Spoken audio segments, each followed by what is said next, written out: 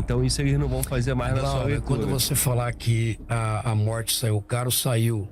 Mas o medo se instalou, não em todos, mas em muitos colegas. Depois da morte do Machado Dias, a morte do Machado Dias, ela reverbera até hoje. É muito difícil achar promotores e juízes que queiram trabalhar na área de crime organizado. Essa é uma verdade. É muito difícil você achar promotores e juízes que colaboram com a polícia quando se trata de PCC. E muito disso é por medo. E vou ser muito franco para você. A gente tem medo. Eu tenho medo de morrer. Eu acredito que você também tenha. Sim. Né? Ninguém aqui é super-herói. Ele pode vir buscar, tem 4 tabletes. Enfiar um no nariz, um na boca, um no ouvido e outro naquele outro orifício que ele deve saber. Infelizmente chegou nesse ponto. Mas também, felizmente para nós descobrimos isso. Né? Nós descobrimos, levamos, eu mesmo, como disse aqui, levei pessoalmente ao presidente do Senado, ao Pacheco, um relatório de inteligência com um plano, inclusive, né, de levantamento da vida dele. Levei isso também com relação ao Lira. Né? Já tínhamos isso aqui relativos a outras autoridades. E isso tudo é por quê? Porque a gente está tratando hoje de uma organização criminosa mafiosa que age como uma máfia e ela tem natureza terrorista. Né? O PCC não quer tomar o Estado para si, mas ele quer subjugar o Estado, ele quer enfraquecer o Estado, ele quer ridicularizar o Estado. É isso que ele quer. E aí o popular vai falar assim, pô, o político não está preocupado porque não chega nele, né? Assim como... Chegou. Exatamente. Chegou, né? Porque em vários países esse movimento fica forte quando a organização criminosa quer virar partido político e assumir o poder como um todo. Aconteceu na Itália. E aqui no Brasil a gente não via esse movimento. Assim, o popular vai dizer também, o PCC está dentro de vários partidos políticos e junto está dentro com de câmaras de vereadores, já está financiando campanha de prefeito e assim vai aumentando o seu poder. Pois é, nesse ponto, tá só nesse nível ainda, nesse nível de um ente municipal, que momento que o PCC começou a entrar dentro das instituições públicas? Porque, por exemplo, tem várias investigações que apontam formação de juízes, de advogados, delegados. Já teve, como é que é isso? Já teve, mas assim, como eu disse, a gente tem que pensar com a cabeça do criminoso. O criminoso não é burro. Tá. Né? Se você conseguir formar um estudante de direito e fazer esse estudante passar nos concursos aí, talvez mais difíceis do país, para magistratura, para o Ministério Público, um indivíduo. E ainda assim você não vai ter a garantia de que ele vai estar num posto-chave que vai servir ao PCC. Então o que é melhor fazer? O que eles fizeram na Itália, o que eles fizeram no México, fizeram na Colômbia, corromper. É muito melhor eu corromper um cara que já está lá dentro do que eu apostar na loteria de que eu vou financiar alguém para estudar direito, para passar num concurso, para ser um delegado, para ser um policial penal, para ele abrir... Se você pegar um policial penal em Brasília, ele sozinho não consegue soltar o Marcola, por mais que ele esteja cooptado. Não. Inclusive na fuga lá em Mossoró, muita gente falava, pô, teve alguém. Mas dois só não consegue. Você sabe muito bem como é que funciona os protocolos aí de segurança. Foi feito para isso, né? São um conjunto de ações que dependem de vários atores, né? Ou você corrompe todo mundo ou você não corrompe. Então, já houve uma época em que eu mesmo vi o PCC ser procurado por criminosos ou por gente ligada a criminosos de rua, ligado a políticos corruptos, para pedir para financiar campanha para deputado, por exemplo, federal. O Marcola disse o seguinte: por que eu vou financiar uma campanha para deputado, o PCC, e eu vou ter um deputado no meio de 513? Até ele brinca que ele fala, desculpe, né, essa palavra dele, né, um ladrão no meio de 500. Não é isso, na verdade é uma metáfora. Um deputado, 2 deputados, 10 deputados não vão mudar absolutamente nada para o PCC. Ele vai ser lá um anão no Congresso, ok? Então, o que o PCC está atrás? De negócio, de dinheiro. Isso aí ele consegue aonde? Nos municípios. E aí é mais fácil você não precisa reeleger o criminoso vereador, mas você pode ter um vereador que foi eleito com o dinheiro do criminoso, né? E que vai atender os interesses do criminoso. Quando ele quer construir um motel, por exemplo, no Nordeste, um resort, numa área de proteção ambiental, mas que precisa de uma liberação local, municipal, por exemplo, e ele consegue. Eu sei de casos assim. Então, é aí que ele vai ganhar dinheiro. E é aí que ele quer negócio. O PCC nunca quis ser um partido político, não tem nenhuma ideologia, né? Porque, no fundo, o partido político foi criado não é para corrupção. Foi criado porque ele defende algum tipo de gestão dentro da democracia que, na ótica daquele partido, é melhor para aquele país. Pelo menos deveria ser assim. E o PCC nunca quis isso. O PCC quer ganhar dinheiro. Ele não quer governar. Agora, se ele precisar corromper para ganhar dinheiro, ele vai fazer. Ele não vai formar o governador. Não digo o governador aqui do estado, não. O governante de plantão, qualquer um. O vereador.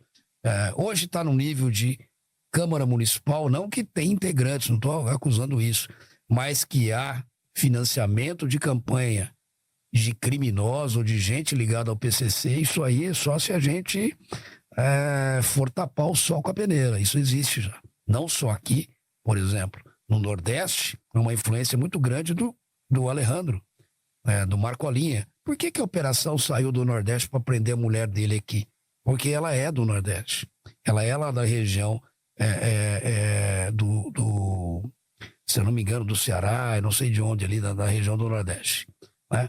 Então, é lá que eles estão com negócios, empreendimentos, hotéis, etc., lavando dinheiro. Sim, e faz sentido essa operação do contrato municipal com as empresas de ônibus corrobora isso, né? E eu estava falando o que o popular pensa, né? E é essa questão, o político não está nem aí, o político grande lá, ele não usa serviço público, ele não está preocupado com a população. Quando o PCC faz um ataque, quem morre é o policial, é o agente penal lá atrás, né? Então, assim, só que eu dei destaque para esse plano, para o Pacheco, que é o atual presidente do Senado, e o Lira, atual presidente da Câmara, então coloca o Estado num outro nível de alerta, né? Isso é um erro estratégico do PCC ou é um caminho natural das máfias? Eles ficam sem saída? O erro estratégico do PCC ocorreu nos ataques de maio de 2006. Isso nunca mais vai acontecer. Esqueçam, não vai ter mais maio de 2006. Por quê? Porque eles perderam a guerra. Veja o número de agentes de segurança que morreram e o número de criminosos. Mais de 500 no total. Perderam armamento, perderam dinheiro com tráfico, perderam porque as polícias, pelo menos naquela época, se uniram, e o Ministério Público também, para combater o mal comum, né? E chegaram à seguinte conclusão: nós perdemos, se é que nunca tivemos, mais o apoio da população carente. Porque à medida que você queima ônibus, é o que você falou, quem anda de ônibus não é o figurão. Quem vai andar de ônibus é o sujeito que mora na periferia, na comunidade. Então, se eles queriam atingir lá o governador, o deputado, eles não atingiram. Sim. Eles atingiram a própria comunidade que eles querem, de certa maneira, que dê uma proteção, porque é lá que eles fazem o tráfico de entorpecentes, né? Por quê? Porque o rico vai lá na favela comprar droga, né? Ele não vai comprar droga lá, por exemplo, na Zona Sul, onde ele mora. Ele vai lá onde mora aquele trabalhador, né, na comunidade carente, comprar a droga, porque é lá que eles escondem a droga e vendem. Então, 2006, Glauber, na minha concepção, não vai acontecer mais. Mas é pior. O PCC aprendeu com os erros. Então, o que acontece hoje são esses atentados covardes, como esses que eu já mencionei: morte do Machado Dias, a morte da Melissa, a morte do Henry, né? A morte do outro colega aí, no Belarmino. Na covardia, né? Sem que eles tivessem uma mínima possibilidade. Só que o efeito disso é devastador, você sabe disso. Quando você mata um policial penal federal, primeiro, por exemplo, todo mundo falou: ninguém nunca matou um policial penal federal. Vocês, poxa, aqui a gente está protegido. E vocês não estão protegidos mais. Verdade. E eu falava, ninguém nunca vai matar um promotor ou um juiz. Mataram o Machado Dias, eu não estou protegido mais. Então eles não têm limites. Aí quando o cara verifica que eles têm um plano, por exemplo, ou podem ter um plano para matar o presidente da Câmara ou do Senado, um senador da República como o Moro, aí a gente começa a achar que a gente está tratando de terrorismo mesmo. É porque eles estão dobrando as cartas, né? Porque, assim, a morte dos agentes saiu caro também para eles. Sim. E aí eles não pararam. Agora, quando o senhor diz que o erro estratégico foi em 2006, porque teve muito prejuízo financeiro, muito prejuízo de soldado. Morrer 500 caras é relevante, né? Então, assim, então isso eles não vão fazer mais na sua leitura. Quando você falar que a morte saiu caro, saiu, mas o medo se instalou, não em todos, mas em muitos colegas. Depois da morte do Machado Dias, a morte do Machado Dias, ela reverbera até hoje. É muito difícil achar promotores e juízes que queiram trabalhar na área de crime organizado. E essa é uma verdade. É muito difícil você achar promotores e juízes que colaboram com a polícia quando se trata de PCC. E muito disso é por medo. E vou ser muito franco para você. O sujeito tem medo. Eu tenho medo de morrer. Eu acredito que você também tenha. Sim. Né? Ninguém aqui é super-herói. Aliás, eu só estou vivo porque eu tenho medo. O medo me faz produzir a adrenalina, me faz raciocinar. Como eu disse, eu não nasci para ser caça, eu sou caçador. Então, o que eu diria para você é o seguinte: por que o terrorismo ele tem um efeito ainda hoje no mundo? Porque todo mundo o que é o ato de terrorismo? É você causar um terror indiscriminado numa categoria toda.